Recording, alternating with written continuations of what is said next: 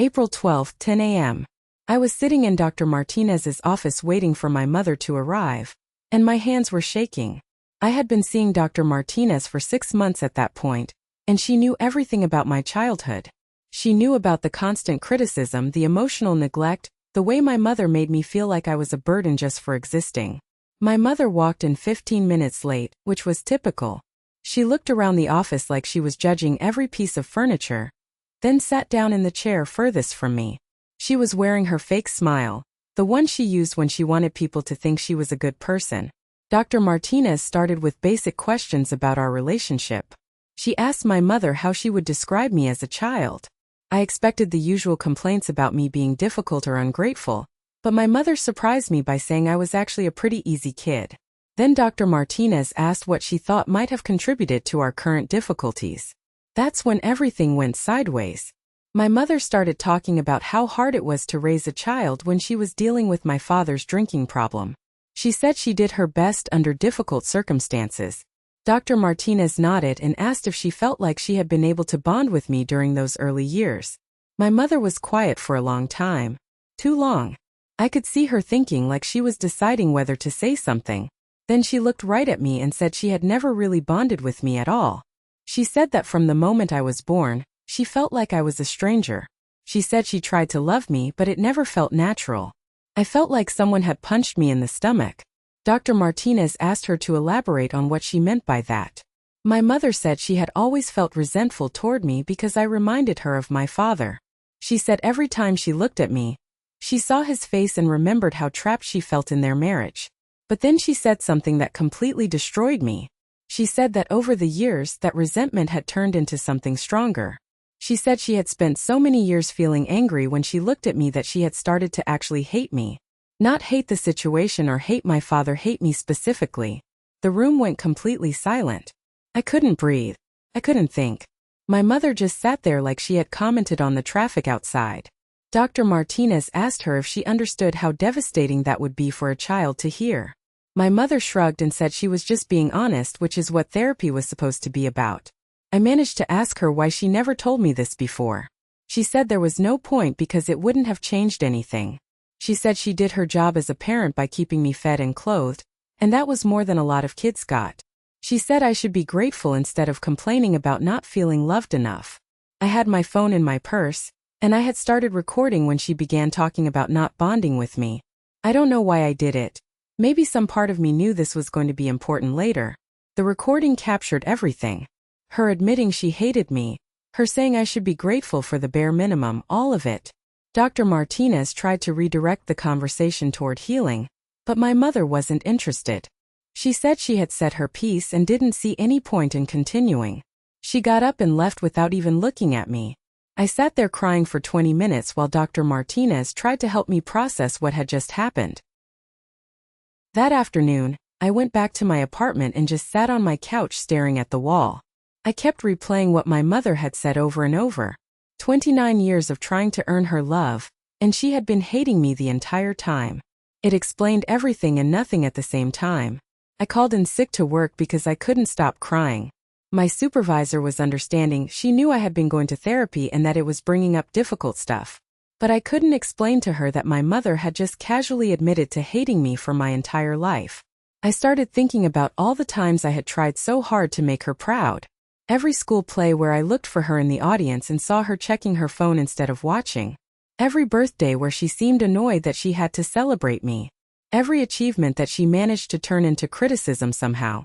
I remember being 8 years old and spending my allowance on flowers for Mother's Day.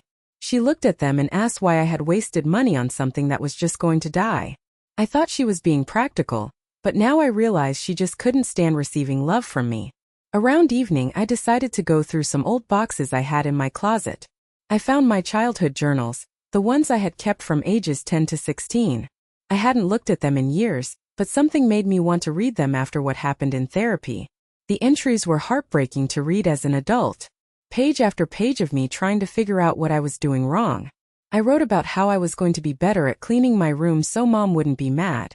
I wrote about getting good grades so she would be proud of me. I wrote about trying to be quieter so I wouldn't annoy her. One entry from when I was 12 really got to me. I had written about how I was going to save up money to buy my mother a really nice Christmas present, something that would make her love me more. I had actually written those words even as a kid. I knew something was wrong with how she treated me. There were entries about my father too. I wrote about how Mom said he was a bad person because he drank too much. I wrote about how she said I was just like him, and how scared that made me. I was terrified of becoming someone she would hate even more than she already did. Reading those journals made me realize that my entire childhood was spent trying to earn love from someone who was never going to give it to me. I had blamed myself for not being good enough, but the truth was that nothing I could have done would have mattered. She had decided to hate me before I was old enough to do anything wrong.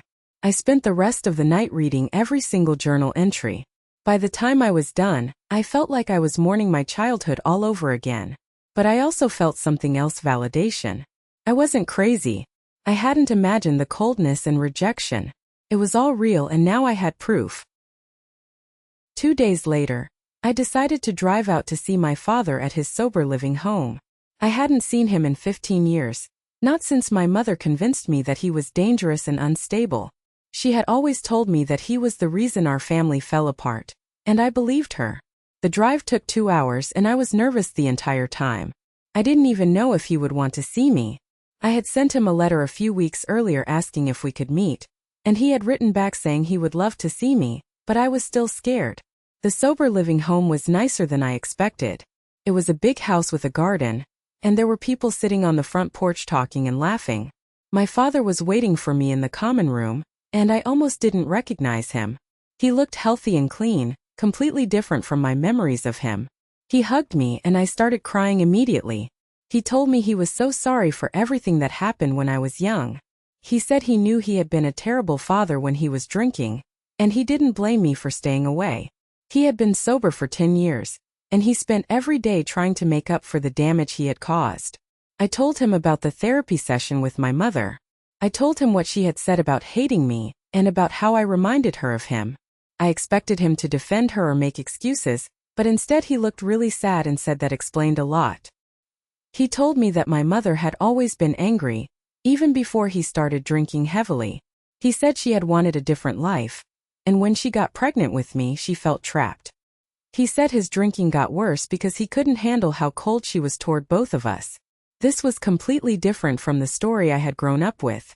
My mother had always said that his drinking came first and that it destroyed our family, but my father told me that she had threatened to leave him multiple times before I was even born. He said she used to tell him that having a baby was going to ruin her life. He said something that really shocked me. He told me that after they divorced, my mother had called him several times over the years to complain about me. She would tell him that I was difficult and ungrateful, and that she couldn't wait for me to move out. He said he tried to suggest that maybe I could come live with him, but she always said no because she didn't want people to think she was a bad mother. My father said he had wanted to reach out to me so many times over the years, but my mother had convinced him that I hated him. She told him that I blamed him for everything and never wanted to see him again. He believed her because he felt so guilty about his drinking. We talked for 4 hours. He showed me pictures of the life he had built in sobriety. He had a job at a construction company, and he sponsored other people in recovery. He had tried to get custody or at least visitation rights when he got sober, but my mother had fought it and won. He asked me about my life and I told him about becoming a social worker. He said he was proud of me for helping kids, especially knowing what my own childhood had been like. He said he could see that I had turned out to be a good person despite everything. Before I left, he gave me his phone number and asked if we could stay in touch. He said he understood if I needed time to process everything, but he hoped we could build some kind of relationship. I told him I wanted that too. 2 weeks later, I was back in Dr. Martinez's office, but this time I was alone. She had suggested individual sessions to help me process what happened during the family session. I was still having trouble sleeping, and the panic attacks at work were getting worse. Dr. Martinez asked me how I was feeling about my mother's admission. I told her I felt like my entire life had been a lie. I said I kept thinking about all the years I spent trying to figure out what was wrong with me, when the truth was that nothing I did would have ever been enough. She asked me to describe what my childhood had been like on a daily basis. I told her about the constant criticism, the way my mother would ignore me for days when she was angry, the way she made me feel like I was a burden. I told her about how she would compare me to other kids and point out all the ways I was disappointing. Dr. Martinez was taking notes, and she stopped writing to look at me. She said that what I was describing wasn't just a difficult relationship, it was emotional abuse. She said that children need love and validation to develop properly, and my mother had deliberately withheld both of those things. I had never thought of it as abuse before. Physical abuse was hitting and yelling, right? But Dr. Martinez explained that emotional abuse could be just as damaging. She said that constantly criticizing a child, withholding affection, and making them feel unwanted were all forms of abuse. She said something that really stuck with me. She told me that my mother's behavior toward me wasn't my fault, but it also wasn't really about me. She said that my mother had her own issues and trauma, and she had taken those out on me instead of dealing with them herself. She said that some people become parents before they're emotionally capable of loving a child unconditionally. I asked her if she thought my mother would ever change, or if there was any hope for our relationship. Dr. Martinez said that change was possible, but only if my mother was willing to acknowledge the harm she had caused and commit to doing the work to heal.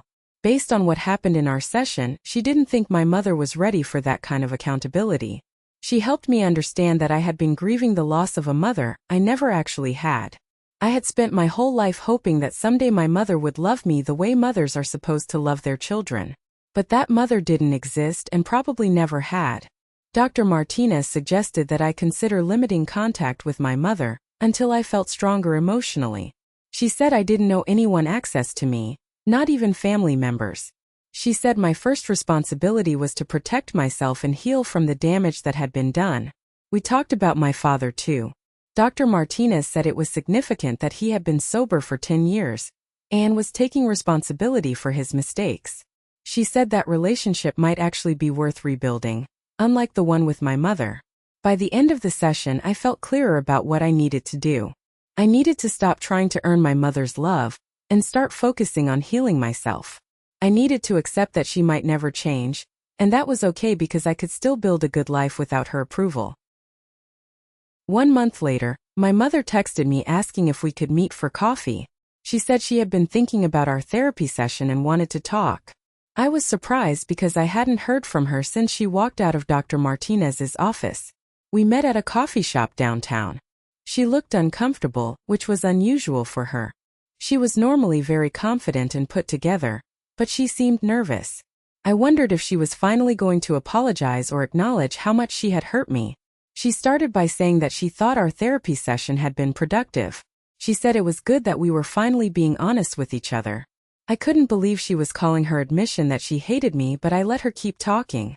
She said she had been thinking about what I had said about feeling unloved as a child. She told me that she was sorry if I had misunderstood her parenting style. She said she had always shown love through actions rather than words, and maybe I had been too young to recognize that. I asked her what action she was referring to. She said she had kept me fed and clothed and made sure I went to school. She said she had sacrificed a lot to raise me as a single mother after the divorce. She said I should try to see things from her perspective instead of focusing on what I felt I didn't get. Then she said something that made me realize she hadn't learned anything from our therapy session. She said she hoped I would apologize for some of the things I had said to Dr. Martinez. She said I had made her sound like a terrible mother, and that wasn't fair because she had done her best. I pulled out my phone and played the recording from our therapy session. I played the part where she said she had always hated me and that I should be grateful for the bare minimum. Her face went white when she heard her own voice saying those things. She asked me why I had recorded the session without telling her. I said I recorded it because I knew she would try to deny what she had said later, and I was right. I told her that this was exactly what she always did. She would say horrible things and then act like I had imagined them or misunderstood. Then I pulled out one of my childhood journals and read her an entry from when I was 11. It was about how I was going to try harder to make her love me because I felt like she was disappointed in me all the time. I read her another entry about how scared I was that she was going to send me away because I was too much trouble. She listened to me read those entries, and I could see that she was uncomfortable. She said she didn't remember me being that worried about her love when I was young. She said I was probably just being dramatic the way kids are sometimes. I told her that I had been in therapy long enough to understand what had happened to me. I told her that Dr. Martinez had explained that what she did to me was emotional abuse, and that it had affected every relationship I had ever tried to have. My mother got defensive then. She said that calling it abuse was ridiculous, and that I was just looking for someone to blame for my problems. She said plenty of kids grew up with less love than I did, and they turned out fine. She said I needed to take responsibility for my own life instead of blaming her for everything. I realized then that she was never going to change.